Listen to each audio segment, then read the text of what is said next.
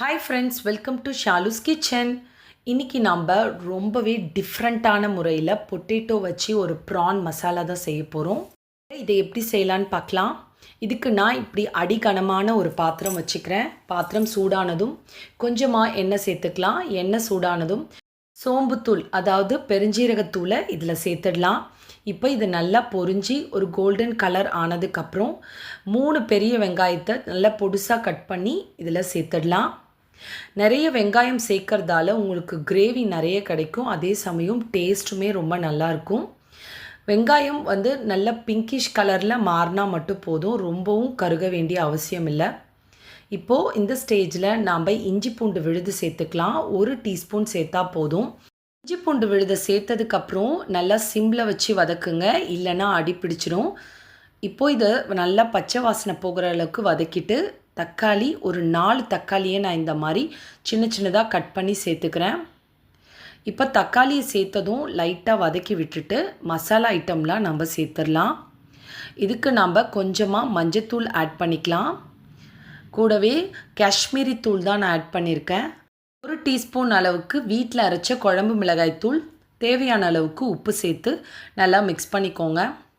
இந்த மாதிரி மிக்ஸ் பண்ணதுக்கப்புறம் தக்காளி நமக்கு நல்லா வெந்து மசிஞ்சு வரணும். ஸோ அதனால் நான் தட்டு போட்டு மூடி ஒரு 5 நிமிஷம் தக்காளியை வேக வச்சுக்கலாம். இப்போது தக்காளி நல்லா மசிஞ்சு நமக்கு இந்த மாதிரி கிரேவி கன்சிஸ்டன்சிக்கு வரணும். இப்போ இந்த ஸ்டேஜில் ஒரு உருளைக்கிழங்கை நான் இந்த மாதிரி கட் பண்ணி சேர்த்துக்கிறேன்.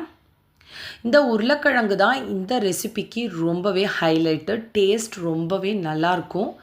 இப்போது நம்ம வீட்டில் கெஸ்ட் ஒரு 2-3 பேர் எக்ஸ்ட்ரா வந்துட்டாங்கன்னா அப்போ நீங்கள் உருளைக்கிழங்க 2-3ன்னு சேர்த்து நீங்கள் ப்ரான் கிரேவி பண்ணி பாருங்கள். குவான்டிட்டியும் அதிகமாக இருக்கும், டேஸ்ட்டுமே ரொம்ப நல்லாயிருக்கும். இப்போ பொட்டேட்டோ நல்லாவே வெந்துருச்சு. இப்போ நான் ப்ரான் சேர்த்துக்கிறேன். 1/2 கிலோ ப்ரான் தான் இதில் ஆட் பண்ணியிருக்கேன். இப்போ சேர்த்துட்டு நல்லா மிக்ஸ் பண்ணிக்கோங்க. இந்த அளவுக்கு மிக்ஸ் பண்ணால் போதும். இப்போ ப்ரானை சேர்த்ததுக்கப்புறம் 5 to 10 மினிட்ஸ் தான் நம்ம குக் பண்ணணும். அதிகமாக குக் பண்ணிடாதீங்க. ப்ரான் அப்புறம் ரப்பர் போல் ஆகிடும். ஸோ அதனால் ஒரு 5 மினிட்ஸ் போல் தட்டு போட்டு மூடி அதை குக் பண்ணி எடுத்துக்கலாம். இப்போது நல்லாவே குக்காகி வந்துருச்சு பாருங்கள். நல்லா எண்ணெய் பிரிஞ்சு நல்லா சூப்பராக மசாலா ரேஞ்சுக்கு கிடச்சிருச்சு. இதுதான் கரெக்டான கன்சிஸ்டன்சி. இப்போ இந்த ஸ்டேஜில் கொத்தமல்லி கருவேப்பிலையை சும்மா பூ போல் தூவிடுங்க. பாருங்கள், செம்ம எம்மியான டேஸ்டியான ஒரு ப்ரான் கிரேவி நமக்கு ரெடி ஆயிடுச்சு. இந்த ப்ரான் மசாலாவை கண்டிப்பாக நீங்கள் ட்ரை பண்ணி பாருங்கள். தோசை, இட்லி, சப்பாத்தி, பூரிக்கு ரொம்ப சூப்பராக இருக்கும். சூடான சாதத்தில் போட்டும் நம்ம சாப்பிடலாம். குழந்தைங்களுக்கு லஞ்ச் பாக்ஸாகவும் நம்ம சாதத்தில் போட்டு கிளறி கொடுக்கலாம். அவ்வளோ சூப்பராக இருக்கும்.